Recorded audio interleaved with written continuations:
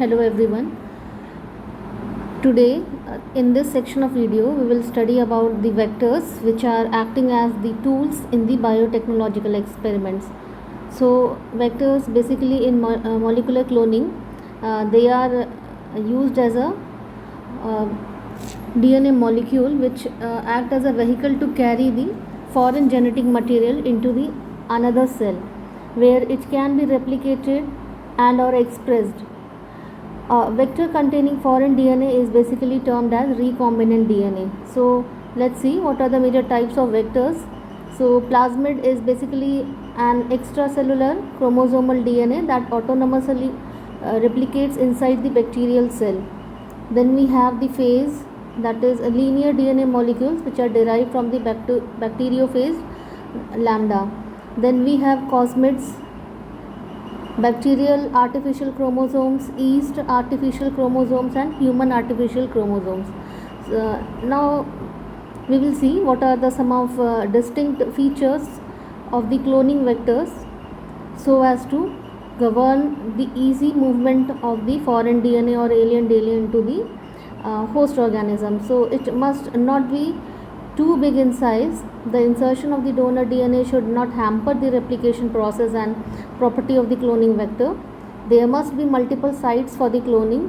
As you will be able to see some of the examples where the different multiple sites for the cloning in the vector has been shown. The vector and the sample DNA are both digested with the same restriction enzyme. Let's see what are the basic features on which the nature of different vectors, or you can say the designing of different vectors is being based off. So the first point is, or you can say the important concept is regarding the ORI, that is origin of replication. It is the point which is present in the DNA sequence where the DNA replication actually it happens and it starts. So the origin of replication, which is also known as replication of origin, is a particular sequence in a genome at which replication is initiated. So propagation of the genetic material between generations requires timely and accurate duplication of DNA by semi-conservative replication prior to the cell division to ensure each daughter cell which receives the full complement of chromosomes.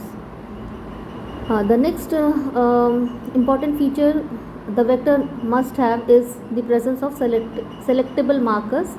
So what are the selectable markers and why they are important to the cloning vectors?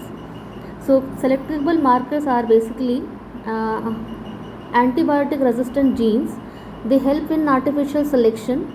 They help in identifying transformants and selectively allowing the growth, where eliminating non-transformants in cloning vector. As you can see here, in case of PBR322, we have two selectable markers here, that is AMP, which is ampicillin resistant site, and TETR, which is tetracycline resistant site. And you can see here with the green color patch you are able to see the ORI. So when the foreign gene is being inserted, then any one of the site of the you can say where the selectable markers or antibiotic resistant genes are present, they can be broken off and the gene is being inserted, and that plasmid which is being formed afterward is known as recombinant plasmid, and it is being transformed into the respective bacteria where the different set of these plasmids they are being cloned and the colonies they are being generated. So the consequent example is being shown in the picture where you can see the petri dish. It contains the agar with ampicillin and the replica plate which contain the colony containing non-recombinant plasmid. So it is basically a diagram for the insertional inactivation of antibiotic resistant genes in PBR 322. If a gene fragment is inserted into the BAM H1 restriction enzyme recognition site within the tetracycline resistant gene. The resulting recombinant plasmid, when transformed into bacteria, will still give rise to the ampicillin resistance, but will be unable to promote bacterial growth on plates containing tetracycline. The tetracycline gene will be functionally inactivated by the presence of the inserted DNA. Now, the next very important feature which the cloning vectors they are having is presence of the cloning site. A cloning vector is a small piece of DNA that can be stably maintained in an organism and into which a foreign DNA fragment can be inserted for cloning purposes. The cloning vector may be DNA taken from a virus, the cell of a higher organism, or it may be the plasmid of a bacterium. The vector therefore contains features that allow for the convenient insertion or removal of a DNA fragment to or from the vector. For example, by treating the vector and the foreign DNA with the restriction enzyme that cuts the DNA fragments thus generated contain either blunt ends or overhangs known as sticky ends, as you have already seen in the previous section of the videos, where the restriction enzymes they have been taken in a detailed way, and how different types of these restriction enzymes they are basically able to cut the DNA molecule either in a staggered way or in a even form. So these sticky ends and the vector DNA and the foreign DNA with compatible ends can then be joined together by the molecular ligation by the DNA ligase enzyme, and after a DNA fragment has been cloned into a cloning vector, it may further be subcloned into the another vector designed for the more specific use.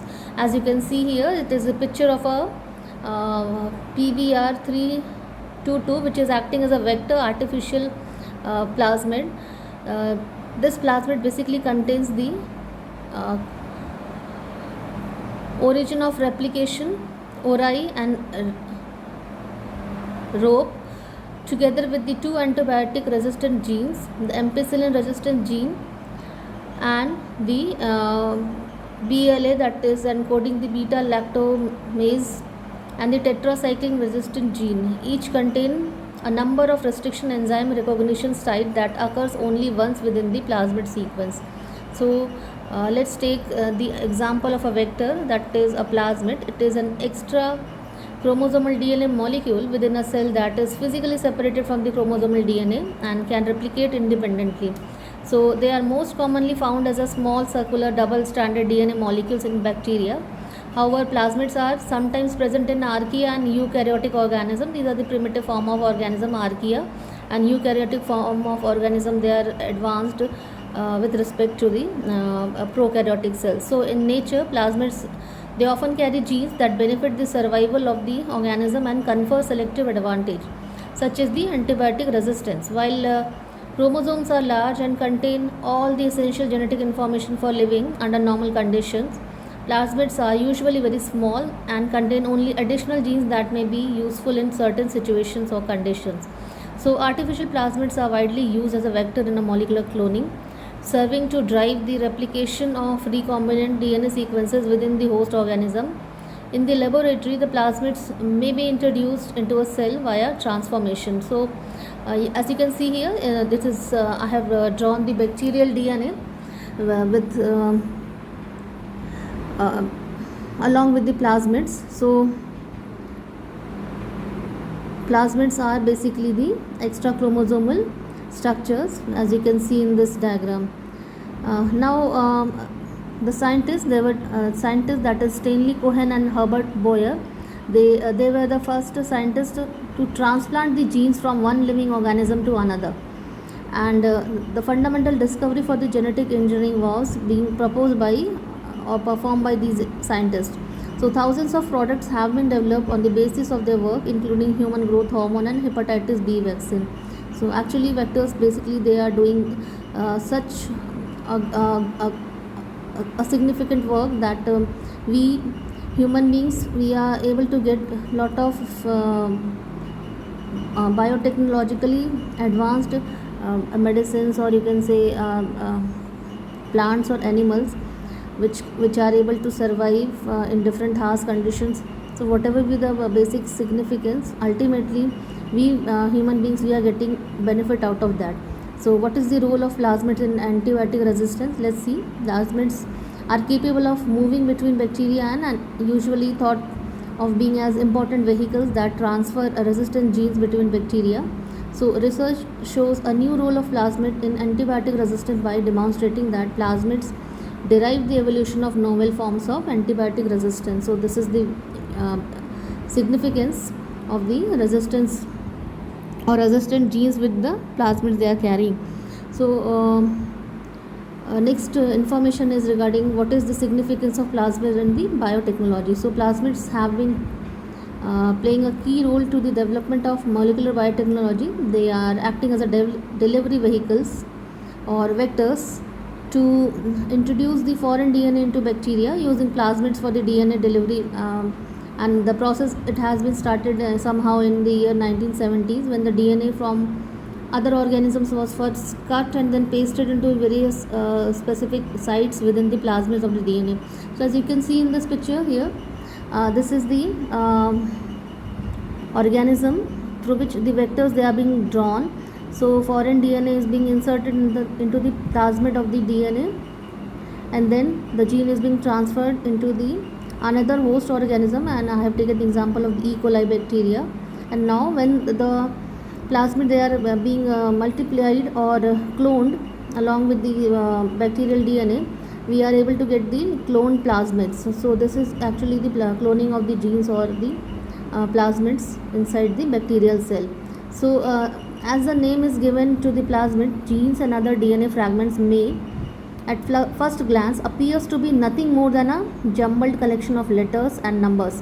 So the process of naming genes and segments of the DNA begin by genetics describing the genes associated with the visible phenotypes. Example, in mouse coat color, small c and capital A for the albino and agouti loci respectively. So other gene names reflect biological function. For example, capital H small b for the hemoglobin beta chain, and capital A small d H for the alcohol dehydrogenase enzymatic activity.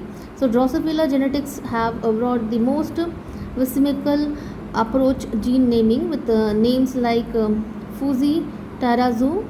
So FTZ from the Japanese word which means segment deficient.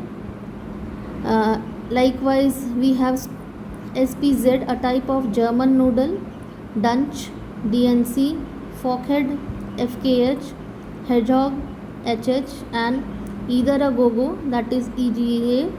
The assignment of the chromosomal location for the genes of unknown function developed soon after the establishment of the successful metaphase spreads, that is the chromosomal banding methodologies, somatic cell hybrids, isozyme separation, and the ability to associate genes and the phenotypes with a particular site on a chromosome. So it has also become common to use the same name for a gene as for the enzyme and other protein that it encodes. So often the gene name is italicized, whereas the gene product is not so distinguished between the two. This can, however, be the source of a confusion, since there is not necessarily a one-to-one relationship between the two entities. Additionally, a nomenclature used for one organism or species may differ in another. So this non-systematic approach to gene naming can result not only in the same gene function in different organisms being designated differently, but also in the same gene forms the same organism have several different names depending upon which research group is describing it. Traditionally, a recombinant plasmid tend to bear initials of their creators, so followed by the number that may indicate the numerical order in which the plasmids were produced, or perhaps has some deeper meaning.